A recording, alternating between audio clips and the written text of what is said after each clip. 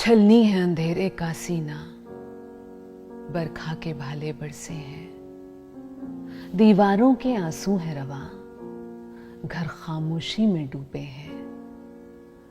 पानी में नहाए हैं बूटे, गलियों में हू का फेरा है, शौक़ें का नग़मा बजता है।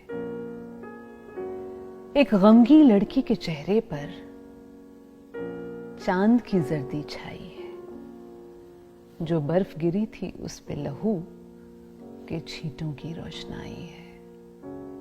खून का हर दाग दमकता है, शौक़ें का नग़मा बजता है। कुछ आजादी के मतवाले जहाँ कफ पे लिए मैदान में गए, हर सू दुश्मन का नरगा था, कुछ बच निकले कुछ खेत रहे। आलम में उनका शोहरा है, शौक़ें का नग़मा बजता है।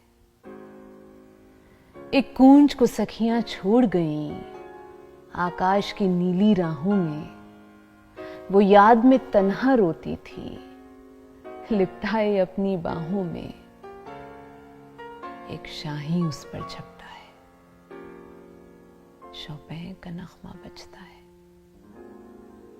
गम ने सांचे में ढाला है एक बाप के पत्थर चेहरे को, मुर्दा बेटे के माथे को एक माँ ने रोकर चूमा है, शौक़ें का नग़मा बजता है।